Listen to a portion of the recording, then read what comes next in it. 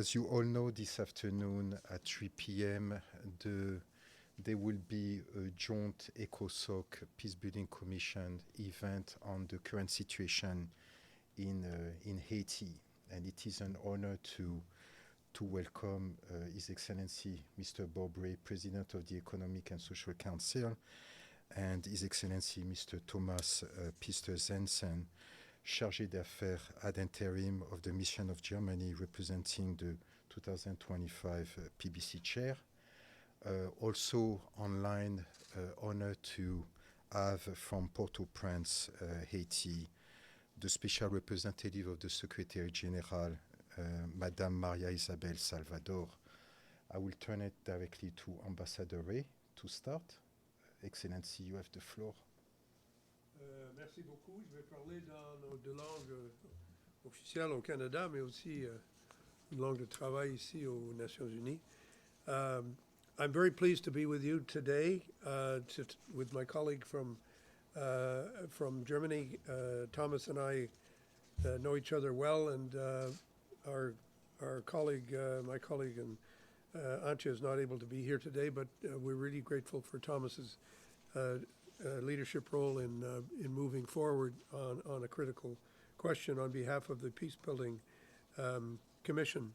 The first thing I want to say is that it is in the world in which we live, it's important for the UN system to show its ability to respond quickly to and effectively beyond the silos that we usually work in. And it is important for us to recognize the close connection between the world of peacebuilding and the economic and social realities that Haiti is facing. I think we all understand that Haiti is one case where the famous UN nexus actually needs to be put to good use, because without development, we have no security. Without security, we have no development.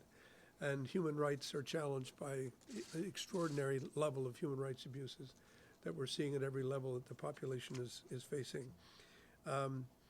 I once asked a young Haitian at one of our meetings if he had one thing that he'd like to ask us in our meeting in December, which some of you attended. And he asked this question. He said, "Why is it easier for a young person in Haiti to get a gun than it is to get a daily meal?" And that, I think, is an existential question that we have to continue to try to answer as we look at the security situation. We need to understand that the crisis we have been describing is only getting worse. Last year, we used to talk about hundreds of thousands of displaced people. We now have 1.3 million who are officially labeled as internally displaced within Haiti. And that's because of the progress the gangs have been making in Port-au-Prince and the displacement that's been occurring as a result of that. So we have less than 9% of this year's humanitarian needs and response plan funded. And we also have to do a lot of work to get to understanding the root causes of this dispute and also draw attention to it. And so I really appreciate very much Ambassador Zandhuizen being with us today. I want to just take the floor for both chairs in this brief introduction. And Thomas is going to be ready to answer any questions or make any further comments that he wishes. I should also say that we're delighted that Germany, over the last couple of years, has been playing a more active role in the work of the ad hoc advisory group, first joining us as an observer and then joining us as a full member, and also as a substantial contributor to the trust fund, which is such an important part of our overall work. Today we're going to have a representation from the UN, from the government of Haiti, from the IADB, International American Development Bank, and representatives from Haitian civil society. And I think we are all asking the same question, is what more do we have to do, and how do we get it done? How do we make sure that we're doing it? As well as to talk about the need for us to work with Haitian authorities as they deal with the extent of the crisis and the challenging situation that we face with respect not only to the conflict, but also with respect to development. So the theme of our conference will be both looking at the underlying causes of the situation, the impact that the conflict is having on the people, and what more we need to do to deal with that side of the equation as well as with the development side. The more work we do in and for the people of Haiti, the more convinced we are that we need to find solutions that are based on an approach that looks at all of the elements, not just one silo, not just one issue, but looks at all of these issues together. Il faut qu'on regarde de près une situation qui est vraiment existentielle en Haïti à présent.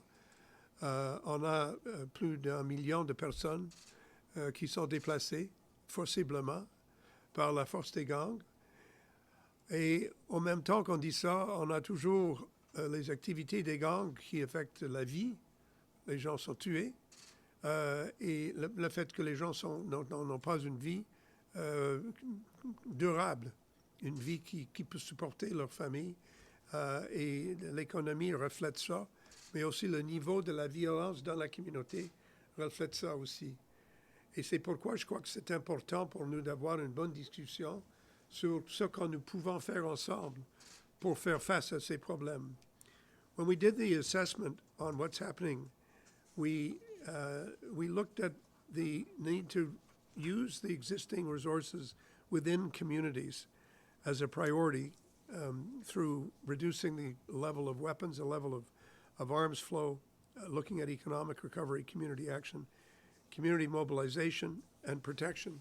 And that in particular, looking at where can we get kids out of the line where they are increasingly being recruited for gangs, and where can we look to providing them with programs that will take them out of that path and put them into a more productive way of life.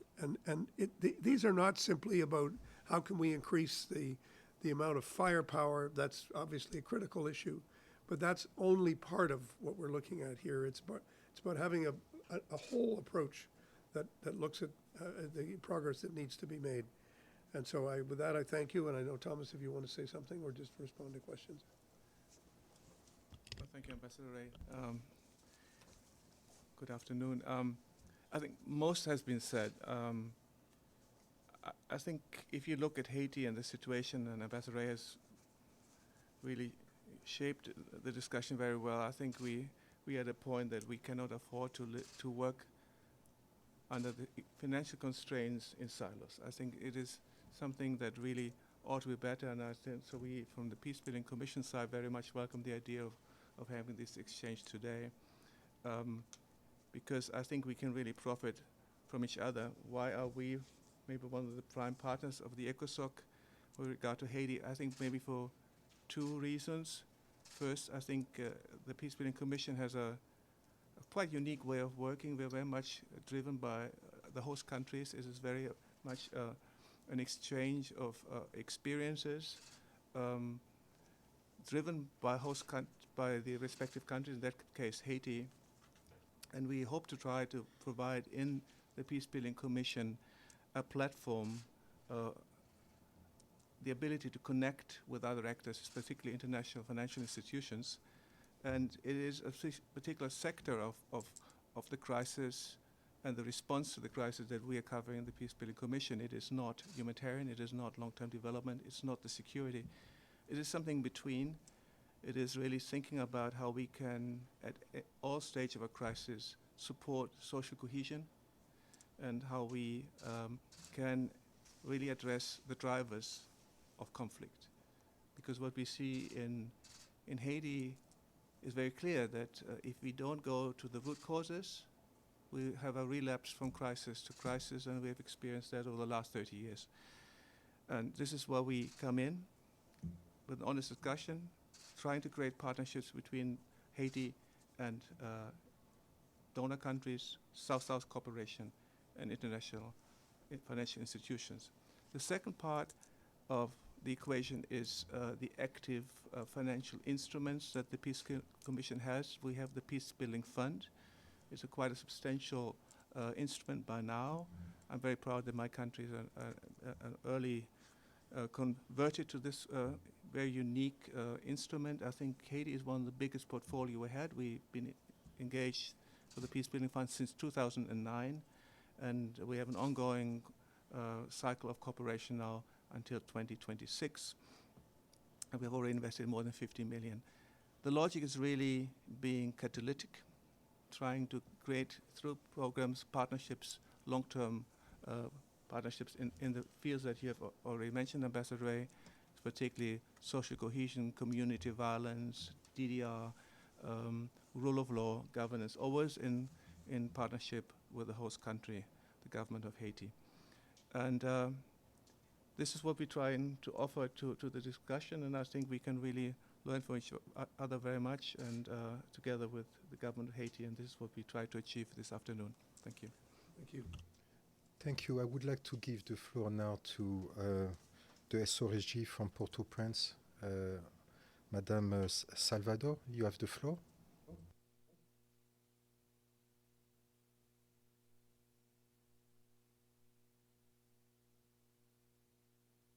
I think you are muted.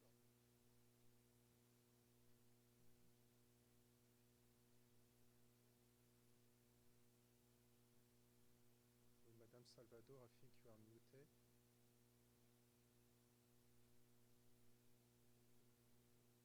Meeting, which allows, Thank you. sorry, there was a problem, I think.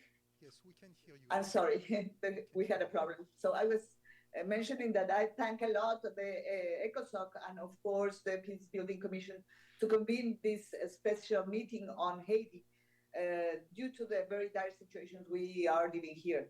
It is clear that the historical multifactorial crisis in Haiti has been strongly deepening and of course getting worse and worse for the last year, especially last year. And it was mentioned already by Ambassador Ray, this is a multifactorial crisis that cannot only be treated through only one way. And we do believe that the international community's response needs to match the scale, urgency, and the complexity of the challenge.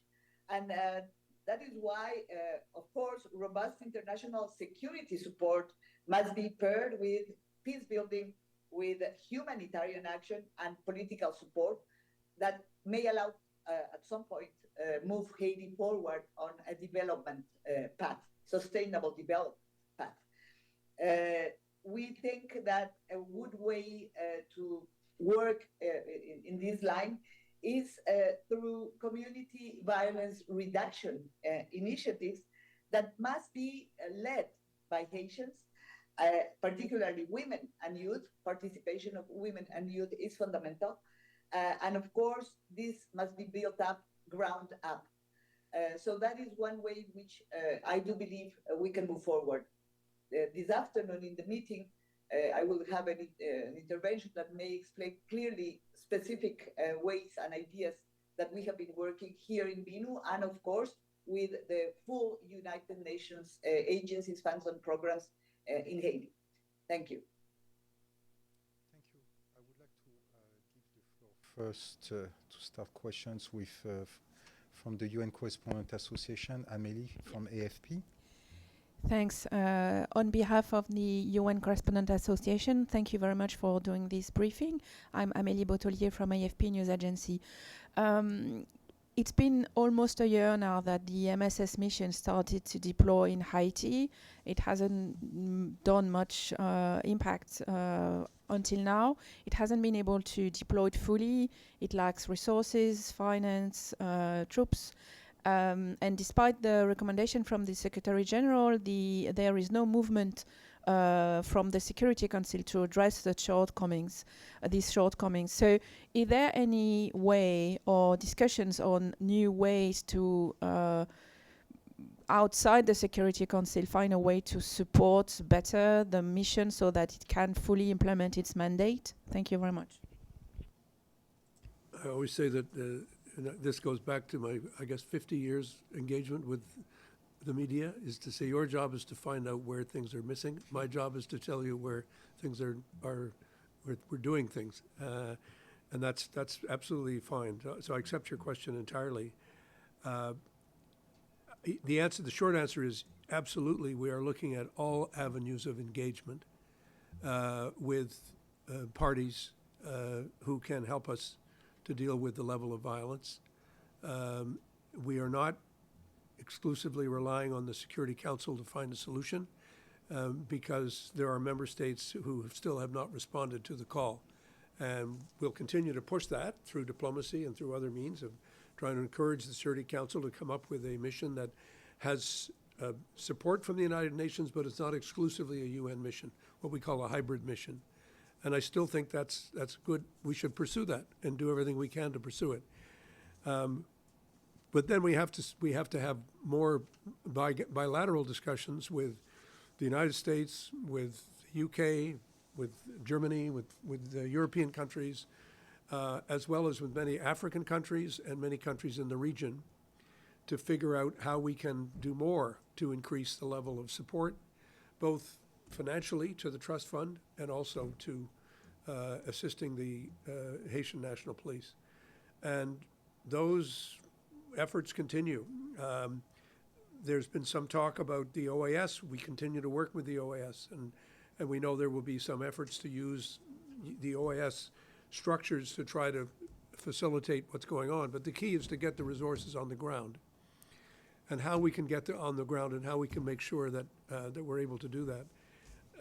It is challenging, but we can't stop trying, and that's what we're doing. Pamela? Thank you, Paul. It's Pamela Falk from U.S. News and World Report. Thank you for the briefing.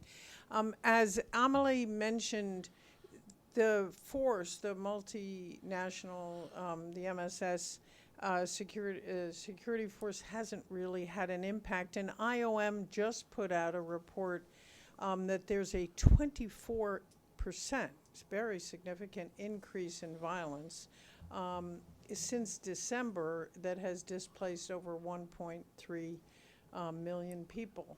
Without the safety valve of being able to leave on boats to the United States, which has been closed, TPS is now, the temporary protected status is now off. It's a pressure cooker inside Haiti. They asked late last year for a DPKO, a regular peacekeeping force. You mentioned just now possibility of a hybrid. Is anyone moving forward the violence? Our colleague Jackie Charles in Miami just reported it's rape and it's burning homes, it's cutting off hands. I mean, it is enormous. What do you think can actually be done in the short term? Eurosolutions, Ambassador Ray. What can you do? There are no personal solutions, but there are collective solutions. You're quite right when you describe how the situation has not improved in many circumstances, and how the violence remains brutal, the rape remains brutal, all of that's taking place is horrendous. But I would make a couple of points. One is, when you look at where we are, and then you say, okay, could it have been worse if we had not taken the trouble to create the multinational force? And the multinational force is engaging, is on the ground, is working with the police. Is it making progress that will allow it to push back effectively? It has, from my experience of having visited and been there and talked to the people in charge and continuing to engage with them, travel now is even more difficult, as you described, as ever before. They are making a difference. But what people have to understand is that the momentum to the gangs completely taking over the country was fully in flow when the group got there. And they have been able to deal with some of the worst aspects. But there's still a need for a plan that will effectively open the port, protect the airport, provide for the security that's possible, and try to reestablish an effective strategy to deal with the situation overall. I don't think I have anything to add to what I said to Emily. Our approach, Canada's approach, and the approach of ECOSOC and the approach of the Peacebuilding Fund is to say, we will do what we can within the limited resources that we have. We only have what member states will give us. We're using those resources as effectively as we can, and we're really trying to do everything we can to make a difference on the ground. And I think the conference this afternoon will give us an opportunity to hear more from the ground, from people telling us this is the challenge, this is what more we need, this is how we need to do it. And that's really what we need to do, is keep on trying to engage member states to say, what are we going to do with this particular challenge in this hemisphere? There are many other challenges in the system, in Myanmar and Asia and elsewhere, and many countries in Africa and in Europe, obviously continuing with Ukraine under siege from the Russians. There are a lot of very, very challenging areas. But Haiti is one. And the one thing we know for certain, and that is that unless we are able to deal with the impact of this level of criminality, the criminality will spread. Because the gangs are not exclusive to Haiti. Many of them are branches of international criminal organizations. And we need to understand that this is not a crisis that can be easily contained in one country. And the more severe it gets in Haiti, the worse it will get everywhere else. Thank you. And Ambassador Well, contrary to Ambassador Ray, I'm not a Haiti specialist. So, I can only say that with regard to the multinational security support mission, and we came in a couple of months ago with a quite substantial contribution, fully aware that this is not a done deal, but we thought if we don't engage now, I think there's not even a chance of improving the situation on the ground. So I think we came in with a support, of course, part of a bigger package, and then we continue to try to improve the situation of the mission on the ground with technical, medical support, etc. Yes, I think it is not sufficient, but I think it is something at least we can try to build on. And I think we have to make a case comparatively, but of course it's the security situation is the elephant in the room for everything else that we try to build around. But I think we have to work in parallel, looking to the issue from all three sides: the humanitarian, the political, developmental, peace-building side, and of course the security side. But I think letting the mission go now, I think, would be a grave mistake, and we certainly, as Germany, would not consider it at this point of time. I think we owe it also to the Haitians. I would like to ask Madame Salvador in Port-au-Prince if you have any response to these various questions that were just asked. Yes. Thank you very much. Maybe not a response, but some things that we can clearly see. It is obvious that for all of us that the MSS deployment has not been complete due to logistical and funding challenges. That is clear. But they are here. They have been supporting the PNH as much as they can, and we can say there's some progress, small progress maybe, but some progress. Nevertheless, I would like to say that within the Security Council, you know that by the end of February, the Secretary General proposed options to reinforce or to revise, review the MSS and how it could be supported in a more larger way. And probably you may recall that on the Security Council meeting on 21 April around the situation in Haiti, we could hear clearly support from several member states for the Secretary General's recommendations. And we do also have many public expressions of support from non-Security Council members, like Dominican Republic and others, of course, as well as regional bodies. And as Ambassador Bob was saying, this needs to have regional support as well. It cannot be only Haiti trying to deal with this situation. And CARICOM has had a very important role, and other sub-regions are also engaged. I want also to mention clearly that the Haitian government, the Haitian authorities, they have also clearly expressed support to the proposal of the Secretary General. Nevertheless, I would like to say something. Security responses alone will not resolve the crisis. And that is why it is so important that today ECOSOC, Peacebuilding Commission, are discussing on additional, summing up other ways on dealing with violence. And that is why we do believe that actions and initiatives around community violence reduction, and as well working on new initiatives around disarmament, dismantlement, and reintegration is very important. And there's something very specific that I would like to say that is a way out for children, for young people, and where women need to be very much involved, is peace education. Peace education is foundational to sustainable security in Haiti. And because it addresses the root causes of violence by transforming mentalities and not just disarming individuals. So it's a whole strategy we need. And of course, there we also need the clear engagement of authorities in Haiti and the political will and decision to move forward in this line. So just to resume, security responses alone will not resolve the crisis. We need to go strongly into CBR and TDR initiatives. Thank you. Evelyn? Thank you very much. When I first wrote about Haiti for Pass Blue, the discussion involved getting a UN peacekeeping force there, which the Secretary General and his people said, forget it. And is that still on the table, or is that considered totally, dead now, because you have so many other things going that are very interesting that haven't always been in process?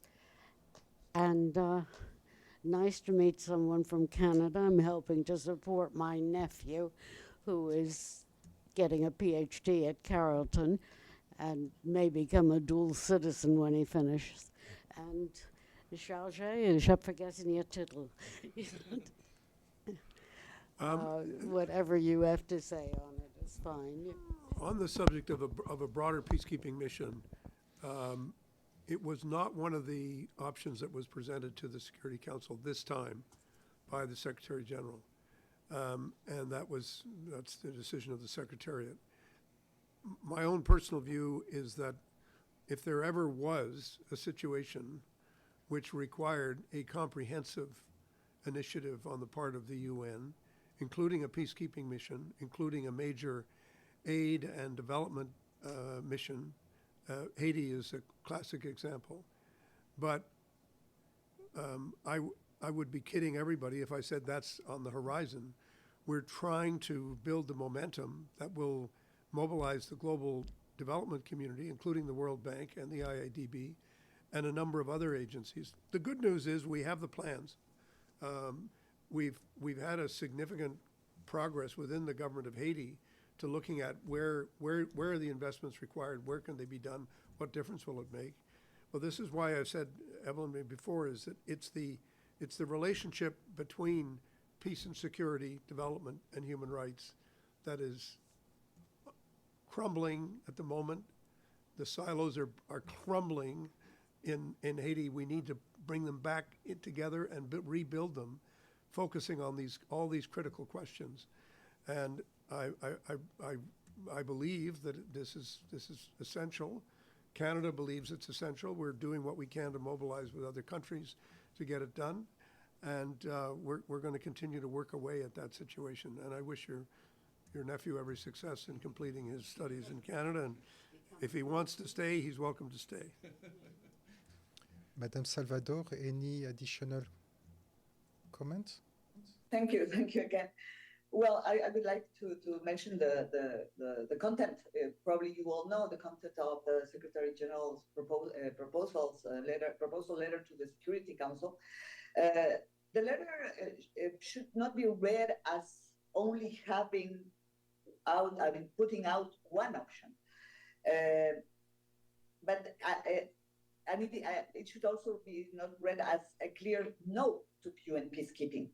I think the letter states quite clearly that, and I quote, at this present stage, transitioning to a UN peacekeeping operation is not assessed as feasible option. But such a transition could be clearly considered once significant progress has been achieved in substantially reducing gang territorial control. That was what the Secretary General mentioned. So once a fully staffed, adequately funded and equipped MSS has been deployed through the support of the UN Support Office, as you know, that was part of his proposal by the Secretary General, and that the MSS has achieved the mandated task. A subsequent stabilization phase must be required. So it is not completely, as I said, left aside, but at this stage, this is a process, and there are stages that should be taken. Of course, in a parallel manner, we need to work on CVR, on peace building, and to support, the people, women, children that are right now victims of all this dire situation of violence. And that's why we are proposing strengthening the community violence reduction initiatives in Haiti. Thank you. Okay, I think we have one more question. Jacqueline Charles from the Miami Herald. Thank you for doing this. I have two specific questions. One, do we know if the MSS life support, the base, if that payment has been made? I mean, people in Haiti are asking because they're not really seeing the MSS out. So there's a question about whether or not they are there at least for another 6 months. And the second question is, given the financial constraints of the UN today and certain proposals in Washington as far as rescinding U.S. contributions along with the cuts that we have seen, what does this mean for the future of any either peacekeeping or what the Secretary General is proposing in terms of this Haiti crisis? Because clearly we see with IOM's report today, the situation is growing more desperate. The violence is spreading outside of the capital. Areas that didn't know gangs are now having to deal with this. So what does that look like, or what is your fear of what that looks like if we start cutting and the UN just doesn't have the funds? Jackie, thank you so much. And by the way, thank you for the work that you do in spreading information, light, and analysis to all of us from your unique vantage point in Miami. Strategy without resources is better called hallucination. And we need to understand that the resource question is not, when people say the UN doesn't have the money, it's to say no. Member states are not giving the UN the money. The UN doesn't have money apart from what member states give it.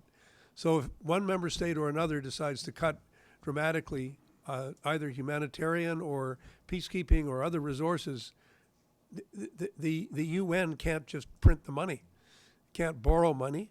And so the short answer to your question is we don't know the answer until we have greater clarity on what resources are countries prepared to put forward and to allow the UN to do its job. There is sufficient funding in the trust fund to keep it going, but not indefinitely. And the trust fund will need to be sustained, renewed, increased, if we're going to see an increased role for effective policing, security.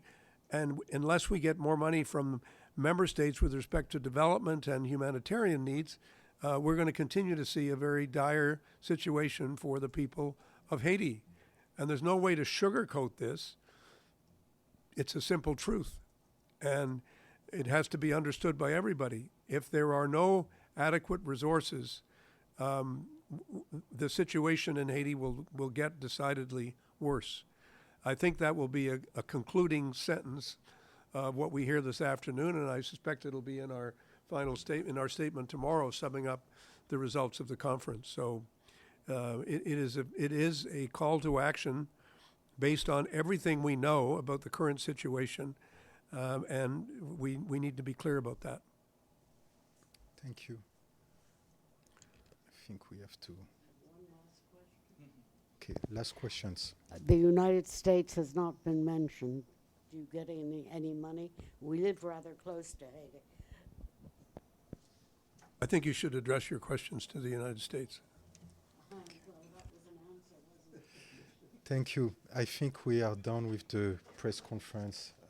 And thank you to Ambassador Ray and Ambassador Zensen and the SOSG in Port-au-Prince. Thank you, everybody. Have a good rest of your day.